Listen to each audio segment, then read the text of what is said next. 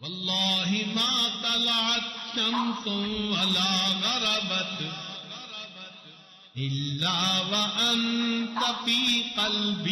جو لوگ من کی بینائی رکھتے ہیں وہ محرم الحرام کی برکات کا مشاہدہ کرتے رہتے ہیں، اور جو لوگ من کی بینائی سے محروم ہیں تو ان کے لیے محرم الحرام کا مہینہ عام مہینوں کی طرح ہے. قرآن عظیم الشان نے آج سے 14 صدیاں پہلے محرم الحرام کا تذکرہ بہت بلیغ انداز سے فرمایا. مزید جو 3 احترام والے مہینے ہیں سب کا تذکرہ فرمایا ہے،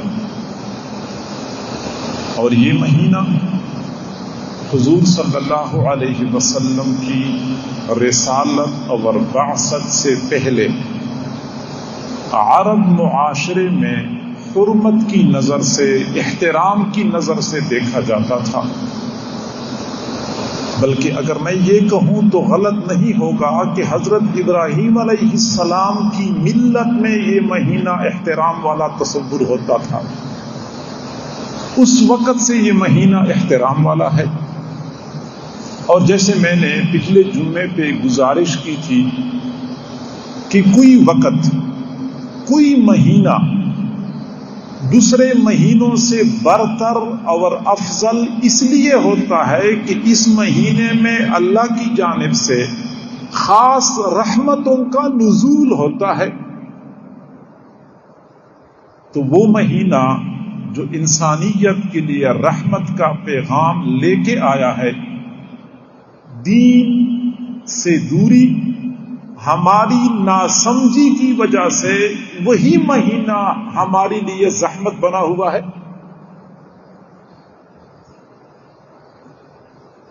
چنانچہ ہم دیکھتے ہیں کہ جو ہی یہ مہینہ شروع ہو جاتا ہے ہماری اس وطن عزیز کا ہر طبقہ پریشان ہو جاتا ہے.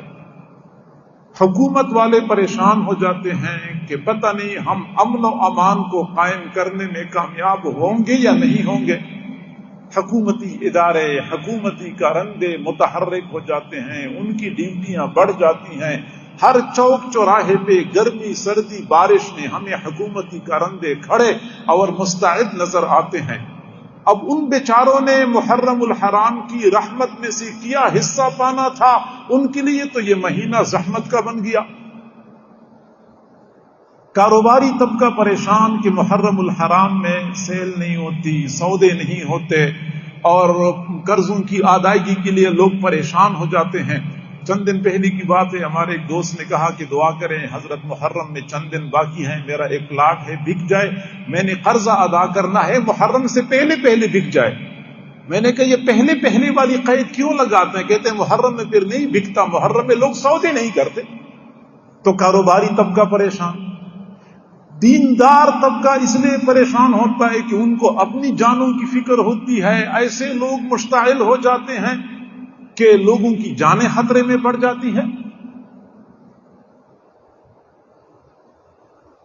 اور وہ لوگ جو حضرت حسین رضی اللہ تعالی عنہ کی محبت کے دعویدار ہیں، ان کے لیے بھی یہ مہینہ رونے دھونے، ماتم، مار پیٹ کا مہینہ ہوتا ہے، ان کے لیے بھی زحمت کا مہینہ ہے.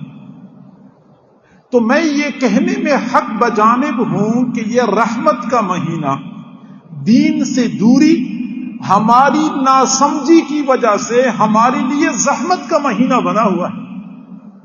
کاش کہ ہم دین کی حقیقت کو سمجھ لیتے، فقط روایات اور رسومات کی بجائے قرآن اور حدیث کی رہنمائی حاصل کر لیتے تو یقیناً یہی محرم کا مہینہ ہمارے لیے ظاہری طور پر سکون اور اطمینان اور باطنی طور پہ روحانی ترقی کا مہینہ ثابت ہو جاتا.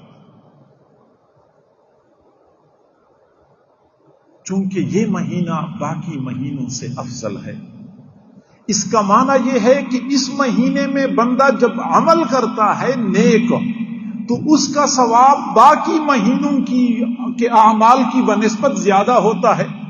لہذا ہمیں چاہیے کہ ہم اس مہینے میں زیادہ نیک اعمال کا اہتمام کریں، تلاوت کی کثرت کریں، نفلی صدقات دیا کریں، نفلی روزے رکھا کریں.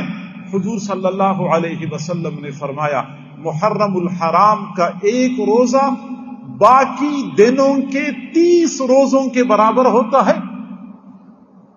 تو محرم الحرام کے پورے مہینے میں کثرت سے روزے رکھنے چاہیے، نفل نمازیں کثرت سے پڑھا کریں، نفلی صدقات زیادہ دیا کریں، لوگوں کے ساتھ احسان اور بھلائی زیادہ کیا کریں، کیونکہ یہ احترام والا مہینہ ہے، یہ رحمت والا مہینہ ہے. اس مہینے میں کیے گئے نیک اعمال کا ثواب بڑھ جاتا ہے.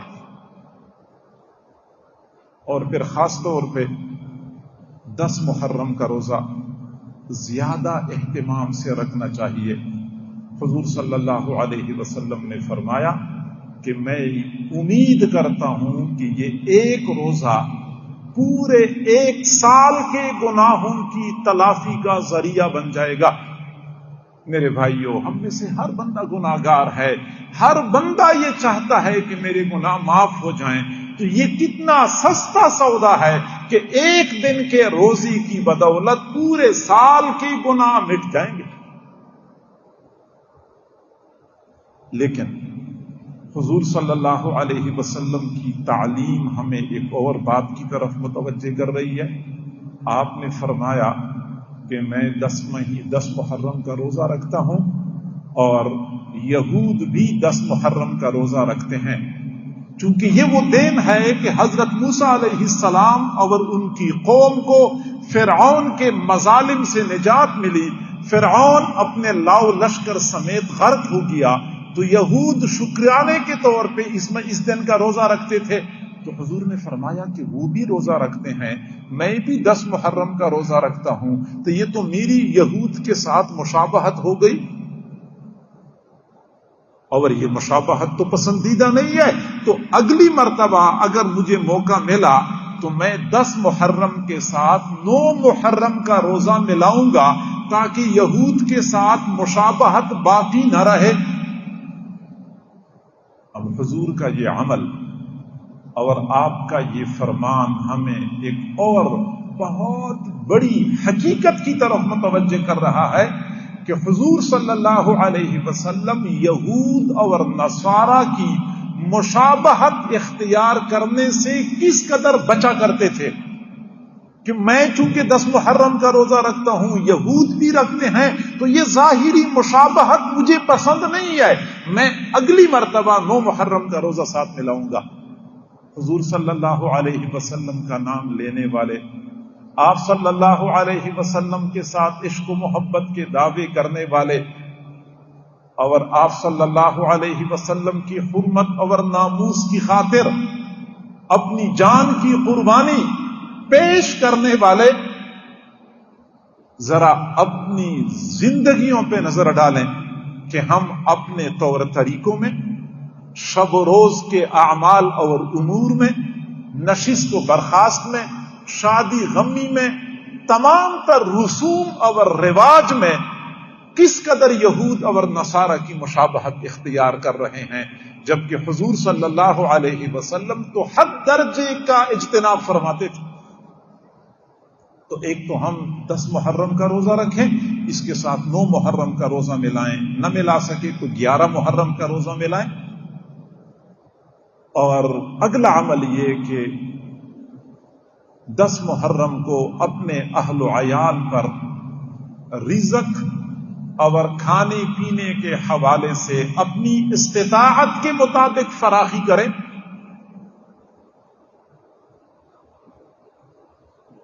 اپنی استطاعت کے مطابق حضور صلی اللہ علیہ وسلم نے فرمایا جو بندہ 10 محرم کو اپنے اہل و عیال پر اپنی استطاعت کے مطابق فراخی کرتا ہے، اللہ تعالی پورے سال کے لیے اس کا رزق فراخ کر دیتا ہے. مشکات شریف میں ہے، سفیان بن عیینہ رحمہ اللہ فرماتے ہیں جربناہ مرارا فوجدناہ کذالک، ہم نے اپنی زندگی میں بارہا اس کا تجربہ کیا اور ہم نے ایسا ہی پایا ہے. کہ جب کوئی بندہ 10 محرم کو اہل و عیال پر رزق فراخ کر دیتا ہے، اللہ تعالی پورا سال اس بندے کا رزق فراخ کر دیتا ہے۔ بس یہ 2 کام ہم نے کرنے ہیں، اور یہی حضور صلی اللہ علیہ وسلم سے ثابت ہیں۔ محرم الحرام کے مہینے میں ہمارے معاشرے میں جو باتیں قابل اصلاح ہیں یا قابل اجتناب ہیں، ان سے بچنا چاہیے، وہ کون سی امور ہیں، یہ میں نے آپ کے سامنے بات عرض کرنی ہے۔ تو سب سے پہلی بات تو یہ ہے کہ محرم الحرام کے مہینے میں عام طور پہ ہر بندہ دانشور، مفکر اور مؤرخ بن جاتا ہے۔ سوشل میڈیا نے اور زیادہ فساد برپا کر دیا کہ ہم تبصرے اور تذکرے شروع کر دیتے ہیں۔ آج سے 14 صدیاں پہلے پیش آنے والے واقعات کے فیصلے ہم آج اپنے کمرے میں بیٹھ کے کرنا شروع کر دیتے ہیں۔ وہ فلاں موقع پہ صحابہ کرام کے درمیان جو اختلاف ہوا تھا تو اس میں کس کی غلطی تھی، کون ٹھیک تھا، کون غلط تھا، اور پھر اپنے موقف کو درست ثابت کرنے کے لیے کئی مرتبہ حضرات صحابہ کرام جیسی قدسی نفوس کے خلاف بھی ہم اپنی زبانیں لمبی کر دیتے ہیں۔ یقیناً ہم اپنی ایمان کو خطرے میں ڈال رہے ہوتے ہیں۔ حضرات صحابہ کرام کون تھے؟ ان کا مقام اور مرتبہ کیا تھا؟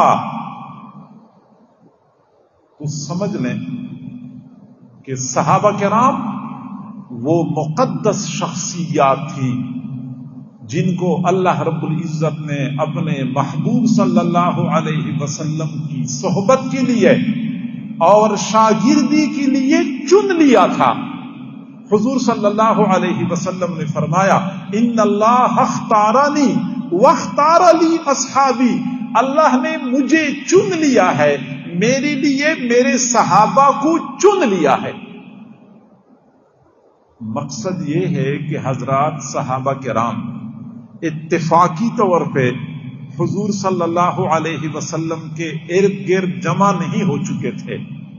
یہ دنیاوی اغراض کی خاطر حضور صلی اللہ علیہ وسلم کی جماعت میں شامل نہیں ہو چکے تھے۔ یہ کوئی مفاد پرست کارکنوں کا ٹولہ نہیں تھا، یہ اللہ رب العزت کے چناؤ کے نتیجے میں حضور صلی اللہ علیہ وسلم کے غلاموں میں شامل ہو چکے تھے۔ یہ اللہ کا چناؤ تھا۔ میرے بھائیوں، اللہ رب العزت نے روئی زمین پہ نظر ڈالی، جہاں جہاں قیمتی ہیرا اللہ کو نظر آ گیا، اٹھایا اور محبوب کی جھولی میں ڈال دیا۔ اللہ رب العزت نے فارس پہ نظر ڈالی، حضرت سلمان فارسی نظر آئے، ان کو فارس سے اٹھایا اور محبوب کے قدموں میں پہنچا دیا۔ حبشہ پہ نظر ڈالی، حضرت بلال نظر آ گئے، بلال کو حبشہ سے اٹھا کے حضور صلی اللہ علیہ وسلم کے غلاموں میں شامل فرما دیا۔ پھر روم پہ نظر ڈالی، حضرت صہیب نظر آئے، ان کو روم سے اٹھایا، حضور صلی اللہ علیہ وسلم کی جھولی میں ڈال دیا۔ پھر یمن پہ نظر ڈالی، حضرت ابو ہریرہ، حضرت ابو موسیٰ اشعری نظر آئے، ان کو وہاں سے اٹھا کے حضور صلی اللہ علیہ وسلم کے شاگردوں میں شامل کر دیا۔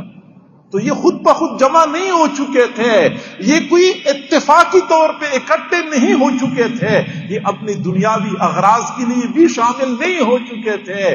یہ وہ قدسی نفوس ہیں جن کو اللہ نے چن لیا تھا، چناؤ کا نتیجہ تھا۔ میں اپنے مدرسے میں ہم نے طلباء کو داخلہ دینا ہوتا ہے تو ہم ہر طالب علم کو داخلہ نہیں دیتے۔ طالب علم آتا ہے، پہلے اس کا تحریری ٹیسٹ لیا جاتا ہے، پھر زبانی انٹرویو لیا جاتا ہے، پھر اس کا جائزہ لیا جاتا ہے، پھر اس کی ذہنی ساخت کو دیکھا جاتا ہے، اس کے بعد کہیں جا کے اس کو اپنے مدرسے کے طلباء میں شامل کیا جاتا ہے۔ اگر آج ہم جو تمام تر عیوب سے بھرے ہوئے ہیں اپنے ادارے میں ہر طالب علم کو داخلہ نہیں دیتے، تو اللہ تعالیٰ نے اپنے محبوب صلی اللہ علیہ وسلم کی شاگردی کے لیے ہر ایرے غیرے کو شامل کیا ہوگا؟ نہیں، اللہ رب العزت کی نظر پوری دنیا پر تھی اور پوری دنیا سے قیمتی ہیرے اٹھا کے حضور کی خدمت میں پہنچا دیے تھے۔ چناؤ کا نتیجہ تھا، اور پاکیزہ جماعت جن کا اللہ نے امتحان لیا تھا۔ اچھا، پرچہ کس چیز کا تھا؟ تقوی کا امتحان لیا تھا۔ اچھا، نتیجہ کیا نکلا؟ اللہ نے خود ہی نتیجے کا اعلان فرمایا، اولئک هم المؤمنون حقا، یہ پکے سچے مومن ہیں، 100% نمبر لے کے کامیاب ہونے والے ہیں۔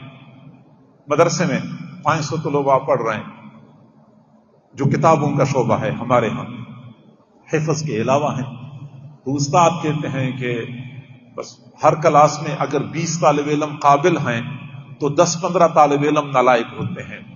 امتحان کا نتیجہ آتا ہے تو اگر 30 طالب علم کامیاب ہو گئے تو 2-3 ایسی بھی ہیں جو ناکام ہو گئے۔ یہ ہر جگہ پہ ہوتا ہے، کامیاب ہونے والے اگرچہ زیادہ ہوتے ہیں لیکن ناکام ہونے والے بھی ہوتے ہیں۔ لیکن میرے محبوب صلی اللہ علیہ وسلم کی جماعت کی شان ہی نرالی تھی، وہاں فیل ہونے کا تناسب بالکل 0% تھا، 100 کے 100% کامیاب ہونے والے تھے۔ میرے محبوب کو اپنے صحابہ پر ناز تھا، اعتماد تھا، فرمایا کرتے تھے اصحابی کالنجوم فبأیہم اقتدیتم اہتدیتم، میرے صحابہ ستاروں کی مانند ہیں، میرا ایک ایک صحابی یہ صلاحیت رکھتا ہے کہ آپ ان کی پیروی کریں گے وہ آپ کو منزل مقصود پہ پہنچا دے گا۔ تو حضرات، صحابہ کرام کے بارے میں اپنی زبانیں لمبی کرنا اور بے احتیاطی پر مبنی گفتگو کرنا اپنی ایمان کو خطرے میں ڈالنے والی بات ہے۔ ان کا کارخانہ بلند ہے کیونکہ وہ اللہ کی چناؤ کا نتیجہ تھے۔ علامہ ڈاکٹر خالد محمود صاحب رحمہ اللہ فرما رہے تھے کہ میرے پاس ایک آدمی آیا اور کہنے لگا کہ حضرت امیر معاویہ رضی اللہ تعالیٰ عنہ کے بارے میں میرے دل میں ایک اشکال ہے، ایک سوال ہے۔ میں نے کہا سوال ہوگا لیکن وہ صحابی ہیں۔ پھر کہنے لگا حضرت سچی بات یہ ہے کہ میرے دل میں تقریباً سوالات ہیں حضرت امیر معاویہ کے بارے میں۔ فرمایا ٹھیک ہے، آپ 10 سوالات ہوں گے لیکن وہ صحابی ہیں۔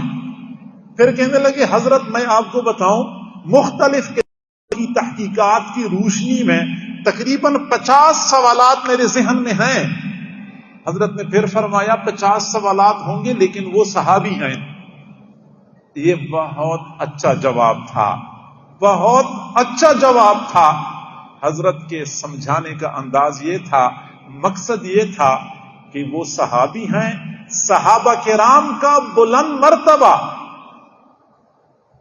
ان کی اپنی محنتوں کا نتیجہ نہیں تھا بلکہ یہ مرتبہ عطائی تھا، یہ وہبی مرتبہ تھا، یہ اللہ رب العزت نے ان کی محنتوں کی نتیجے میں ان کو نہیں دیا تھا، ان کے اعمال کے نتیجے میں نہیں دیا تھا، یہ اللہ رب العزت کی عطا تھی۔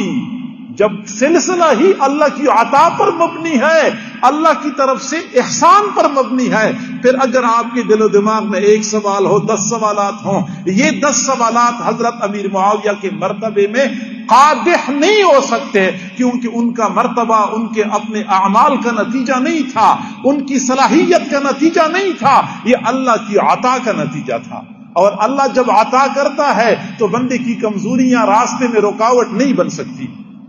میں علمی انداز سے بات کروں کہ حضرت امیر معاویہ کو جو مرتبہ ملا تھا وہ ارتقائی نہیں تھا، وہ ارتقائی نہیں تھا، وہ وہبی تھا۔ ارتقائی مراتب میں بندی کی غلطیاں رکاوٹ بن جاتی ہیں، قادح بن جاتی ہیں، لیکن وہبی مراتب میں بندے کی کمی کوتاہی یا رکاوٹ نہیں بنتی۔ جب اللہ نے انتخاب کر لیا ہے، اللہ نے فضل فرمایا ہے، پھر ان کے بارے میں ہمارے دل و دماغ کے سوالات یہ بے معنی ہیں، کوئی حیثیت نہیں رکھتے۔ بہرحال حضرات، صحابہ کرام کے حوالے سے بہت احتیاط کرنی چاہیے، اور میں تو کئی مرتبہ دوستوں سے کہا کرتا ہوں کہ ہماری نابالغ اور نارسا عقل، یہ چھوٹا سا ذہن اتنا کم فہم ہے کہ ہمارے اپنے گھر میں 5 مرلے کا چھوٹا سا مکان ہوتا ہے، اسی مکان میں ایک آدمی کی بیوی اور اس کی والدہ کے درمیان اس کی آنکھوں کے سامنے جھگڑا ہو رہا ہوتا ہے، اور بندے کے لیے فیصلہ کرنا دشوار ہے کہ غلطی میری والدہ کی ہے یا میری بیوی کی ہے۔ اس کی آنکھوں کے سامنے سب کچھ ہو رہا ہوتا ہے، یہ بیچارہ فیصلہ نہیں کر سکتا کہ میری والدہ کی غلطی ہے یا میری بیوی کی غلطی ہے۔ بیوی کی بات سنتے ہیں تو کہتے ہیں یار میری والدہ کی تو بڑی زیادتی ہے، اور میری بیوی کی تو ہمت ہے کہ یہاں گزارا کر رہی ہے، اور والدہ کی بات سنیں تو کہتے ہیں کہ میری بیوی سے بڑھ کے ظالم کوئی اور ہو ہی نہیں سکتا۔ یعنی اپنی آنکھوں کے سامنے والدہ اور بیوی کے درمیان جھگڑا چل رہا ہے، فیصلہ نہیں کر سکتے، اور 14 صدیاں پہلے کا ایک واقعہ پیش آیا، یہاں سے بیٹھ کے ہم فیصلے کرنا شروع کر دیتے ہیں کہ اس میں غلطی کس کی تھی، اور اس میں کون حق پر تھا کون باطل پر تھا۔ میرے بھائیوں، یہ وہ امور ہیں جن کے بارے میں نہ ہم سے قبر میں پوچھا جائے گا، نہ حشر میں پوچھا جائے گا، نہ پل صراط پہ پوچھا جائے گا، تو ہم ان امور میں الجھ کے ہم اپنی ایمان کو خطرے میں کیوں ڈالیں؟ تو ایک تو اس مشینی دور میں اور سوشل میڈیا کے دور میں یہ بے احتیاطی کبھی نہ کیا کریں۔ دوسری بات یہ ہے کہ محرم الحرام کے حوالے سے میں نے بتا دیا کہ پورا مہینہ احترام والا ہے، پورے مہینے میں نیک اعمال کا اہتمام کریں، 10 محرم کو روزہ رکھیں اور اپنے اہل و عیال پر رزق کی فراخی کریں، یہی 2 کام کرنے ہیں، یہ ثابت ہیں۔ اس کے علاوہ جو بھی طور طریقے ہمیں معاشرے میں نظر آتے ہیں ان کا شریعت اور سنت سے کوئی ثبوت نہیں ہے، کوئی تعلق نہیں ہے، ان امور سے اجتناب کرنا چاہیے۔ اور میرے بھائیوں، کئی مرتبہ ایسا ہوتا ہے کہ ایک کام ظاہری نظر میں بہت خوشنما اور بہت خوبصورت ہوتا ہے، اور ہر بندہ یہ کہتا ہے کہ اس کے کرنے میں حرج کیا ہے، اتنا اچھا کام ہے، اس میں یہ فائدہ ہے اور یہ فائدہ ہے، اس میں حرج کیا ہے۔ تو میرے بھائیوں، کوئی کام ظاہر میں کتنا ہی خوبصورت اور خوشنما کیوں نہ ہو، جب حضور صلی اللہ علیہ وسلم کی سنت سے اس کو نسبت حاصل نہیں ہوتی، اللہ رب العزت کے ہاں اس کی قدر و قیمت مچھر کے پر کے برابر بھی نہیں ہوتی۔ چھوٹا سا کاغذ ہوتا ہے، میلا کچیلا ہوتا ہے، بے ترتیب لپٹا ہوا ہوتا ہے، بندہ اس کو مٹھی میں پکڑتا ہے، دکاندار کے پاس جاتا ہے اور اس کاغذ کا ایک کنارہ دکاندار کو نظر آتا ہے، دکاندار سمجھ جاتا ہے کہ ہاتھ میں 5000 کا نوٹ ہے، اس کی آنکھوں میں چمک پیدا ہو جاتی ہے کہ بڑا گھاک آیا ہے اور بڑا سودا ہوگا، فوراً دکاندار متوجہ ہو جاتا ہے اور بڑی ہی اچھے انداز میں بات کرنا شروع کر دیتا ہے، سر آپ کو کیا چاہیے، میں آپ کی کیا خدمت کروں۔ اصل میں اس بندے کو سلام نہیں کر رہا ہوتا، اس کے ہاتھ میں جو 5000 کا نوٹ ہوتا ہے اس کو سلام کر رہا ہوتا ہے، اور اسی نوٹ کے ذریعے بندہ آٹا بھی خرید لیتا ہے، چینی بھی خرید لیتا ہے، گھی بھی خرید لیتا ہے۔ اب ایک تو یہ نوٹ ہے جو بالکل چھوٹا ہے، میلا کچیلا ہے، بے ترتیب لپٹا ہوا ہے، دوسری جانب ایک اور آدمی جو بہت خوبصورت کاغذ تیار کرواتا ہے، منقش، بڑے نقش و نگار بناتا ہے، لیمینیشن بھی کروا لیتا ہے، چمکتا دمکتا خوبصورت پھول بوٹے بنا کے دکاندار کے پاس پیش کرتا ہے کہ مجھے اس کے بدلے 1 کلو چینی دے دو۔ وہ کہتے بھائی کیا پی کے آئے ہو، کیا مسئلہ ہے، اس نوٹ کے بدلے کوئی چینی ملتی ہے، اس کاغذ کے بدلے کوئی چینی ملتی ہے۔ وہ کہہ سکتا ہے کہ ابھی تھوڑی دیر پہلے ایک چھوٹا سا کاغذ کسی بندے نے آپ کو دیا، آپ نے چینی کا تھیلا بھی دے دیا، آٹا بھی دے دیا اور گھی بھی دے دیا، اور مجھے اتنے بڑے کاغذ کے بدلے، حالانکہ وہ اس سے زیادہ خوشنما ہے، زیادہ خوبصورت ہے، زیادہ چمکتا دمکتا ہے، اس کاغذ کے بدلے مجھے 1 کلو چینی کیوں نہیں دیتے؟ تو وہ کہے گا کہ بھائی قیمت اصل میں کاغذ کی نہیں ہوتی، اسٹیٹ بینک کے مہر کی قیمت ہوتی ہے۔ اس کاغذ پہ اسٹیٹ بینک کی مہر لگ چکی ہے، وہ اسٹیٹ بینک کی جانب سے جاری شدہ ہے، اس لیے اس کی قیمت اور رکاوٹ زیادہ ہے۔ میرے بھائیوں، ہر وہ عمل جس کو حضور صلی اللہ علیہ وسلم نے جاری کیا ہے، رسول اللہ صلی اللہ علیہ وسلم کی سنت کی مہر لگ چکی ہوتی ہے، اگرچہ ظاہر میں اتنی خوبصورت نظر نہیں آتی، اتنی خوشنما نہیں ہوتی، لیکن پھر بھی اللہ رب العزت کے ہاں اس کی بہت وقعت ہوتی ہے۔ اور اگر رسول اللہ کی سنت کی مہر نہ ہو، رسول اللہ نے اس کو جاری نہ کیا ہو، تو اس عمل کی کوئی وقت نہیں ہوتی۔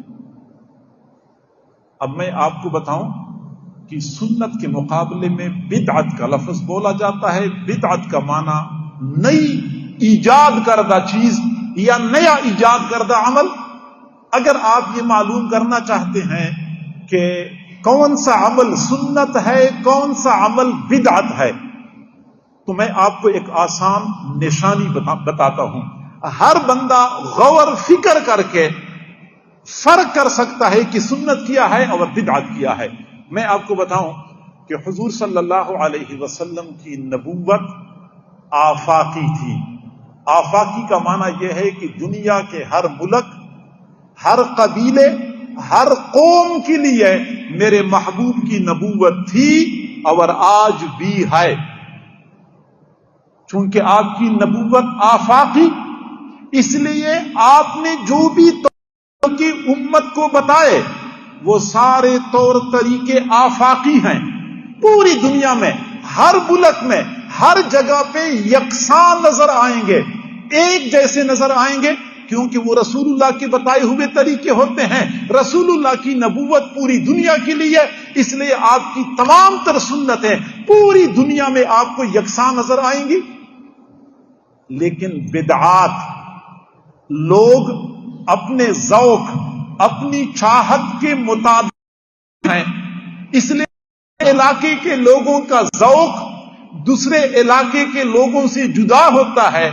ہر علاقے کی بدعات دوسرے علاقے کی بدعات سے جدا ہوتی ہیں، چونکہ لوگوں نے بنائی ہوتی ہیں، لہذا ہر علاقے کے لوگوں نے اپنے ہی ذوق کے مطابق بنائی ہوتی ہیں، اس لیے بدعات علاقائی ہوتی ہیں۔ ہر علاقے میں اس کا رنگ جدا، انداز جدا۔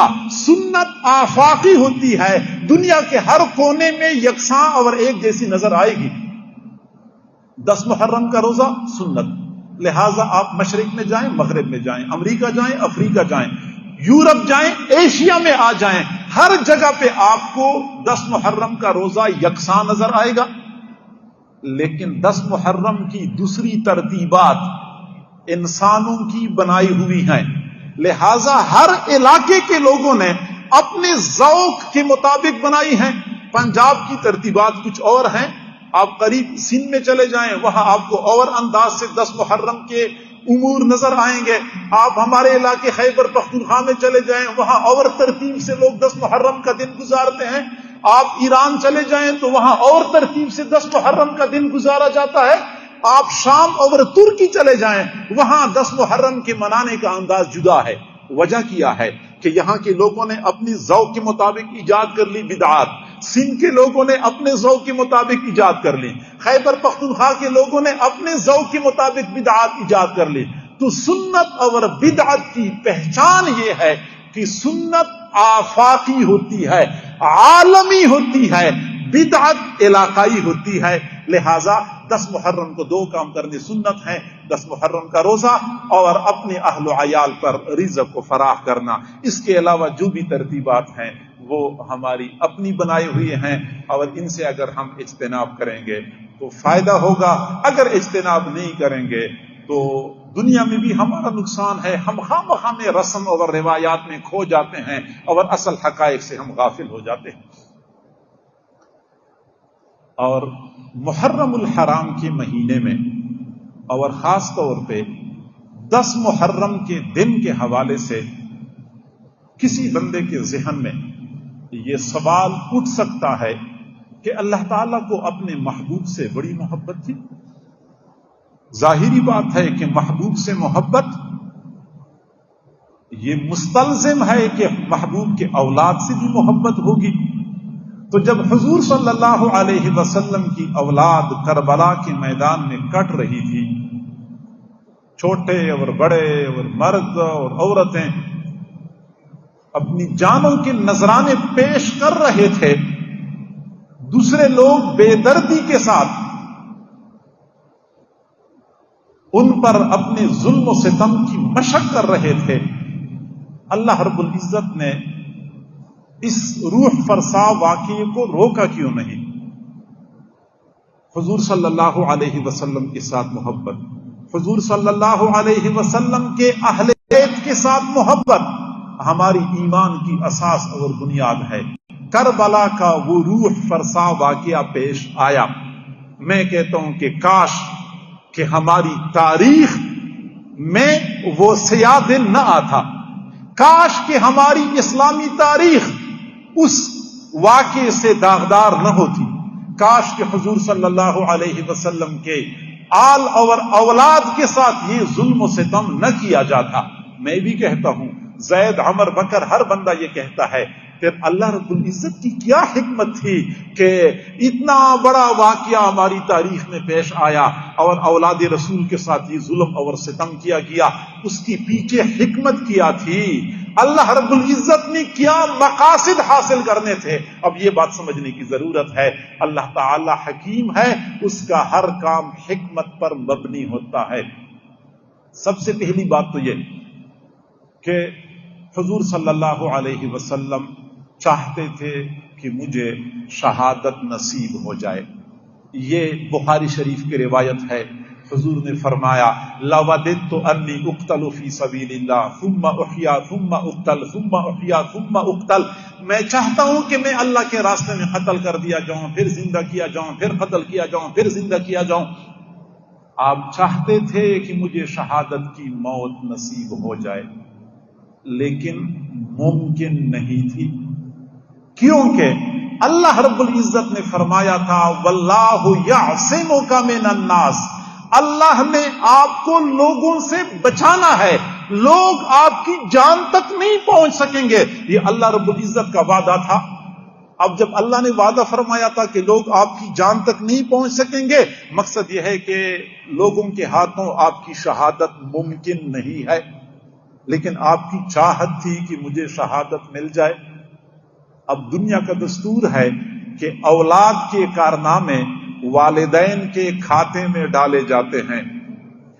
بڑا کارنامہ تو بیٹا سر انجام دیتا ہے، مبارکباد لوگ والد کو دیتے ہیں، مبارک ہو آپ کے بیٹے نے اچھے نمبر لیے ہیں، مبارک ہو آپ کے بیٹے نے گولڈ میڈل حاصل کیا ہے۔ کارنامہ بیٹے کا ہے، مبارکباد لوگ والد کو دے رہے ہیں، کیونکہ اولاد کے کارنامے آباء و اجداد کے کھاتے میں ڈالے جاتے ہیں۔ لوگ کہتے ہیں کہ بیٹا اتنا باکمال ہے، پتہ نہیں والد کے کمالات کا کیا عالم ہوگا۔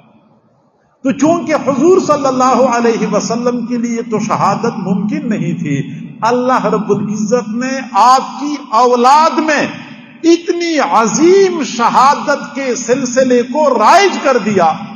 چونکہ رسول اللہ کی شان بلند، اس لیے رسول اللہ کو ایسی ہی عظیم شہادت سجتی تھی، تو آپ کی اولاد کو ایسی ہی عظیم شہادت عطا فرمائی کہ یہ شہادت چونکہ رسول اللہ کے کھاتے میں جانی ہے، تو رسول اللہ کی ذات جتنے عظیم، شہادت بھی اتنی عظیم ہونی چاہیے۔ اور آپ کو پتہ ہونا چاہیے کہ شہادت جتنی زیادہ مظلومانہ ہوتی ہے اتنی ہی زیادہ عظیم ہوتی ہے۔ تو رسول اللہ کی جھولی میں شہادت کا اعزاز ڈالنا تھا، اس لیے اللہ رب العزت نے رسول اللہ کے نواسے کو عظیم شہادت عطا فرمائی۔ ایک تو یہ حکمت تھی۔ دوسری حکمت یہ تھی کہ اللہ رب العزت نے دنیا والوں کو بتانا تھا کہ میرے محبوب کا مقام بہت بلند، میرے محبوب کی اولاد کا مقام بھی بہت بلند، میرے محبوب کے صحابہ کا مقام بھی بہت بلند ہے، لیکن میرے دین کی قدر و قیمت کچھ اور ہے۔ اگر احد میں 70 صحابہ کا خون بہایا گیا، دین کی خاطر تھا۔ بئر معونہ میں 70 صحابہ کو بے دردی سے شہید کیا گیا، دین کی خاطر تھا۔ ذات الرجیع میں 10 صحابہ کو شہید کیا گیا، دین کی خاطر تھا۔ حرہ کے موقع پر 400 صحابہ کو شہید کر دیا گیا، دین کی خاطر تھا۔ جنگ یمامہ میں 700 بڑے صحابہ کو شہید کر دیا گیا، دین کی خاطر تھا۔ پھر جب میں خلفائے راشدین کی زندگی پہ نظر ڈالتا ہوں، حضرت عمر فاروق رضی اللہ تعالی عظیم شہادت جس پر مسجد کے ممبر و محراب قیامت کے دن گواہی دیں گے، وہ بھی دین کی خاطر تھا۔ اور مظلوم مدینہ حضرت عثمان غنی رضی اللہ تعالی عنہ کی وہ مظلومانہ شہادت، وہ بھی دین کی خاطر تھا۔ حضرت علی رضی اللہ تعالیٰ عنہ کی شہادت بھی دین کی خاطر تھی۔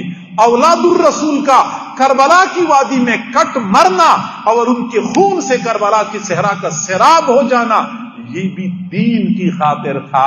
اللہ رب العزت نے دنیا والوں کو بتانا تھا کہ یہ دین جو تمہارے پاس پہنچا ہے یہ اتنا آسانی سے نہیں پہنچا، بہت قربانیوں کے بعد پہنچا ہے، اس لیے اس دین کی قدر کریں، اس کو تھام لیں، اس کو ہاتھ سے نہ جانے دیں۔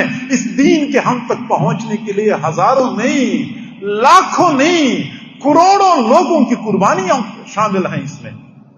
اور میں اگلی بات عرض کروں میرے بھائیوں، ہم سے لے کر حضور صلی اللہ علیہ وسلم تک سلف صالحین، شہداء، مجاہدین، تابعین، اولاد الرسول اور صحابہ کرام سب کے خون کو ملا دیا جائے تو میرا یہ عقیدہ ہے کہ حضور صلی اللہ علیہ وسلم کے مبارک جسم سے نکلنے والے خون کے ایک قطرے کے برابر بھی نہیں ہو سکتے۔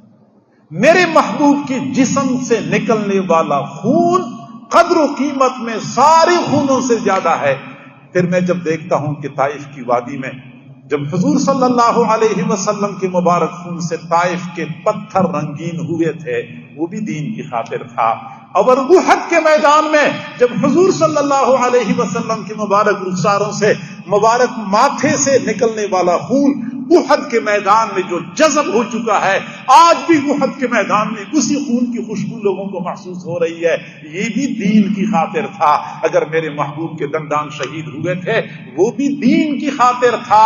اولاد الرسول کا کربلا کی وادی میں کٹنا اور شہید ہو جانا، اللہ رب العزت نے دنیا والوں کو پیغام دینا تھا کہ ٹھیک ہے سب کا مقام اور مرتبہ اپنی جگہ پہ، لیکن میرے دین کی قدر و قیمت کچھ اور ہے۔ آج ہم اسی دین کو پس پش ڈالیں، اسی دین سے پہلو تہی کریں، اسی دین سے اعراض کر کے ہم اولاد الرسول کے عاشق بن سکتے ہیں جس دین کی خاطر انہوں نے اپنے بچوں کو شہید کروایا، چھوٹے بڑے سارے کٹ گئے تھے، اسی دین سے ہم پہلو تہی کر کے ہم آل رسول کے عاشق بن سکتے ہیں، ہم نبی کے عاشق بن سکتے ہیں، ہم صحابہ کی جان لیوا نام لیوا بن سکتے ہیں۔ میرے بھائیوں، ہم دنیا والوں کو دھوکہ دے سکتے ہیں، لیکن اپنے ضمیر کے سامنے ہم ہمیشہ کے لیے مجرم کی حیثیت سے کھڑے ہوں گے اگر ہم نے اپنے ضمیر سے فیصلہ پوچھ لیا۔ اولاد رسول سے محبت کرنے والوں، اصحاب رسول سے محبت کرنے والوں، رسول اللہ صلی اللہ علیہ وسلم سے محبت کرنے والوں، اگر محبت کے دعوے میں سچے ہو تو اس دین کو تھام لیں جس دین کی خاطر ان حضرات نے قربانیاں دی تھی۔ اور میں آخری بات عرض کروں، وقت بھی پورا ہو چکا ہے، لیکن کربلا کا واقعہ اور محرم الحرام کا مہینہ ہمیں خود احتسابی کی دعوت دیتا ہے کہ اپنا محاسبہ کریں، اپنے گریبان میں جھانک کے دیکھیں، اپنے اعمال کا جائزہ لے لیں، اپنے کرتوتوں پہ نظر ڈالیں۔ حضرت حسین رضی اللہ تعالی عنہ نے کیوں یزید کے خلاف علم بلند کیا تھا؟ کیوں یزید کے خلاف آپ نے اقدام کیا تھا؟ کوئی تجارت کا جھگڑا تھا، کوئی پلاٹ کا جھگڑا تھا، کوئی رشتے کا جھگڑا تھا، کوئی لین دین کا جھگڑا تھا؟ نہیں، یہی دین تھا جس دین کی خاطر حضرت حسین نے یزید کے خلاف اقدام کیا تھا اور اپنی اولادوں کو کٹوایا تھا۔ حضرت حسین رضی اللہ تعالی عنہ نے اپنے ساتھیوں کے درمیان کھڑے ہو کے ایک خطبہ دیا تھا، وہ خطبہ یاد رکھنے کے قابل ہے، اور وہی خطبہ ہمیں اپنے گریبانوں میں جھانکنے پر مجبور کرتا ہے۔ حضرت حسین نے ساتھیوں کو فرمایا تھا کہ انہم لزموا طاعت الشیطان وترکوا طاعت الرحمن، یزید اور یزید کے ساتھیوں نے رحمان کی اطاعت چھوڑی ہوئی ہے، شیطان کی اطاعت اختیار کر رکھی ہے۔ وَأَظْهَرُ الْفَسَادِ، انہوں نے زمین میں فساد برپا کر رکھا ہے. وَاسْتَأْثَرُوا بِالْفَيْءِ، انہوں نے بیت المال کا مال ذاتی مال سمجھ کے خرچ کرنا شروع کر دیا ہے. وَعَطَّلُوا الْحُدُودِ، حدود شریعت کو معطل کر دیا ہے. وَأَحَلُّوا مَا حَرَّمَ اللَّهُ، جو اللہ نے حرام کر دیا ہے انہوں نے حلال کر دیا. فَأَنَا أَحَقُّ مِنْ غَيْرِي، میں باقی لوگوں سے زیادہ حق رکھتا ہوں کہ اپنے نانا کی دین کی حفاظت کے لیے کھڑا ہو جاؤں. حضرت حسین کیوں کھڑے ہوئے تھے؟ اپنے جاننثاروں کے درمیان کھڑے ہو کے وہ خطبہ دے رہے تھے کہ ان کی خرابیاں کیا ہیں، ان کے کرتوت کیا ہیں. انہوں نے رحمان کی اطاعت چھوڑی ہے، شیطان کی اطاعت اختیار کر رکھی ہے. میرے بھائیو، ناراض نہ ہونا، ذرا اپنے گریبانوں میں جھانک کے دیکھیں. صبح سے لے کے شام تک ہماری نگاہیں دوسروں کی بیٹیوں کا پیچھا نہیں کرتی. کیا ہمارے کان غلط نہیں سنتے؟ کیا ہماری زبانیں ہم سے بے قابو نہیں ہیں؟ کیا کماتے وقت ہم جھوٹی قسمیں نہیں کھاتے؟ کیا ہم دودھ میں پانی نہیں ملاتے؟ کیا ہم نے رحمان کی بجائے شیطان کی اطاعت اختیار نہیں کر رکھی ہے؟ جی ہاں، ہم نے بھی وہی کچھ کیا ہے جو یزید نے کیا تھا. پھر آگے فرمایا وَأَظْهَرُ الْفَسَادِ، حضرت حسین نے فرمائی یزید اور اس کے ساتھیوں نے فساد برپا کر رکھا ہے. آج جو ہمیں اپنی روئی زمین پر فساد نظر آ رہا ہے، یہ جنات کا برپا کردہ ہے، یہ شیر اور چیتے کا برپا کردہ ہے، سانپ اور بچھو کا برپا کردہ ہے، یہ ہمارا اپنا برپا کردہ ہے. یہ فساد ہم نے برپا کیا ہوا ہے، یہ فساد ہم نے برپا کیا ہوا ہے. پوری رات دوسروں کی بیٹیوں کے ساتھ چیٹنگ کر کے ہم نے فساد برپا نہیں کیا. مال پیسے کے زور پہ دوسروں کی بیٹیوں کو نچا کر ان کی عزتیں لوٹ کے ہم نے فساد برپا نہیں کیا. اپنے مال پیسے کے زور پہ تھانے دار اور جج کو ساتھ میں لا کر دوسروں کے پلاٹوں پہ قبضے کر کے ہم نے فساد برپا نہیں کیا. اپنی بیٹیوں کا وراثت میں جو حصہ ہے اس کو دبا کے ہم نے فساد برپا نہیں کیا. جج حضرات نے قلم بیچ کر، فیصلے بیچ کر، انصاف بیچ کر روئی زمین پہ فساد برپا نہیں کر رکھا. جو فساد یزید اور یزید کے ساتھیوں نے برپا کر رکھا تھا وہی فساد ہم نے برپا کر رکھا ہے. اور آگے فرمایا کہ وَاسْتَأْثَرُوا بِالْفَيْءِ، انہوں نے بیت المال کا مال ذاتی مال سمجھ کے خرچ کرنا شروع کر دیا. آئے روز نئی خبریں سننے کو ملتی ہیں. ہمارے ارباب اقتدار نے کیا تماشا بنایا ہوا ہے اور کیسے بے دردی کے ساتھ غریب عوام کا حق دبا کے کھا رہے ہیں، اپنی تجوریاں بھر رہے ہیں. کیا یہ فساد ہمیں نظر نہیں آتا؟ ہمارے ارباب اقتدار کا فساد اگر ان کا برپا کردہ ہے تو ان کو اس مقام تک پہنچانے میں ہمارا بھی کردار ہے. تو ہم یہ نہیں کہہ سکتے کہ یہ ہمارا برپا کردہ فساد نہیں ہے، اس میں ہمارا اپنا ہاتھ ہے، ہمارا اپنا حصہ ہے. تو یہ فساد بھی ہم نے برپا کر دیا. پھر فرماتے ہیں وَعَطَّلُوا الْحُدُودِ، یزید اور یزید کے ساتھیوں نے حدود شریعت کو معطل کر رکھا ہے. چور کا ہاتھ نہیں کاٹا جاتا، زانی کو سنسار نہیں کیا جاتا، شرابی کو کوڑے نہیں مارے جاتے. حضرت حسین نے اس وجہ سے اقدام کیا تھا، ہمیں نظر نہیں آتا. جب سے ہم نے ہوش سنبھالا، بلکہ میں یہ کہوں جب سے ہمارا یہ وطن عزیز ہمیں ملا ہے 75 سال تقریباً ہو چکے ہیں. 75 سالوں میں کبھی کسی چور کا ہاتھ کاٹا گیا ہے، کبھی کسی زانی کو سنسار کیا گیا ہے، کبھی کسی شرابی کو کوڑے لگے ہیں. کیا ہم نے حدود شریعت کو معطل نہیں کیا؟ اگر ہمارے ارباب اقتدار نے معطل کیا ہے تو ارباب اقتدار کو ان مقام تک کس نے پہنچایا ہے؟ میں نے پہنچایا ہے، آپ نے پہنچایا ہے. تو کیا ہم کہہ سکتے ہیں کہ ہمارا اس میں ہاتھ نہیں ہے؟ نہیں، اس میں ہمارا برابر کا حصہ ہے. تو اس فساد میں بھی ہمارا حصہ شامل ہو گیا. پھر حضرت حسین نے اگلی بات کر لی کہ وَأَحَلُّوا مَا حَرَّمَ اللَّهُ، یزید اور یزید کے ساتھیوں نے وہ سب کچھ حلال کر دیا ہے جو اللہ نے حرام کر دیا ہے. کیا ہم نے چائے پانی کا نام دے کر رشوت کو حلال نہیں کیا؟ کیا ہم نے گپ شپ کا نام دے کر غیبت کو حلال نہیں کیا؟ کیا ہم نے بہانہ بازی کا نام دے کر جھوٹ کو حلال نہیں کیا؟ کیا ہم نے پرافٹ کا نام دے کر سود کو حلال نہیں کیا؟ تو جو حرام کام یزید حلال سمجھ کے کرتا تھا وہی سارے کام تو ہم بھی حلال سمجھ کے کرتے ہیں. تو ہمیں یہ ماننا چاہیے کہ ہم حسینی کہنے کے حق معذرت کے ساتھ عرض کرتا ہوں ہمارے سارے کام وہی ہیں جو یزید کرتا تھا. ہم یزید کی روش پہ چلنے والے ہیں، حضرت حسین کے نقش قدم کی پیروی کرنے والے نہیں ہیں. دعویٰ ہے لیکن دعویٰ کب تک لوگوں کو دھوکہ دے سکتا ہے؟ جب حقائق سامنے آتے ہیں تو پھر تو پتہ چل جاتا ہے کہ ہم تو خامخواہ حسینی بنے پھرتے ہیں، ہم تو حقیقت میں یزیدی ہیں. میرے بھائیوں، معذرت کے ساتھ عرض کرتا ہوں، معذرت کے ساتھ عرض کرتا ہوں، شاید میرا انداز سخت ہے لیکن حقیقت یہ ہے کہ اگر ہم اس زمانے میں ہوتے یا یزید اور حضرت حسین آج کے زمانے میں ہوتے تو معذرت کے ساتھ عرض کرتا ہوں ہم حضرت حسین کی ساتھیوں میں شامل ہونے کی بجائے ہم یزید کے ساتھیوں میں شامل ہوتے، کیونکہ ہمارے سارے کام وہی ہیں، ہماری سوچ وہی ہے، ہمارا نقطہ نظر وہی ہے.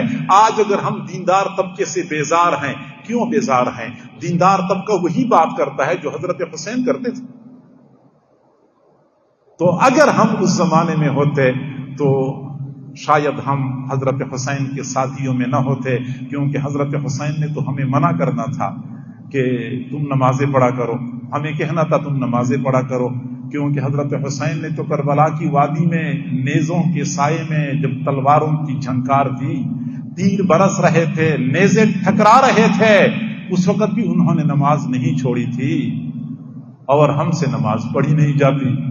حضرت حسین کی والدہ حضرت فاطمہ خاتون جنت پردے کا کس قدر اہتمام کیا کرتی تھی. ہماری بیٹیاں، ہماری عورتیں پردہ کرتی نہیں ہیں. تو اگر ہم غور کر لیں تو ہم حضرت حسین کی تعلیمات سے کوسوں دور ہیں، حضرت یزید کے نقش قدم پہ چلنے والے ہیں، تو پھر ہم حسینی کہنے کے حقدار نہیں ہیں. بے شک ہم ماتم کیوں نہ کریں، بے شک ہم کالا لباس پہنیں، بے شک ہم سبیل لگائیں، جو کچھ بھی کریں، ہم حسینی تب کہلائے جائیں گے جب حضرت حسین کے نقش قدم پہ چلنے والے بن جائیں، ورنہ پھر ہم یزید کے پیروکاروں میں شامل ہو جائیں گے. اللہ تعالی ہمیں حقیقی معنوں میں حسینی بنا دے، ہمیں سمجھنے اور عمل کرنے کی توفیق عطا فرمائے. وآخر دعوانا ان الحمدللہ دعوانا ان الحمدللہ دعوانا ان الحمدللہ دعوانا ان الحمدللہ دعوانا ان الحمدللہ دعوانا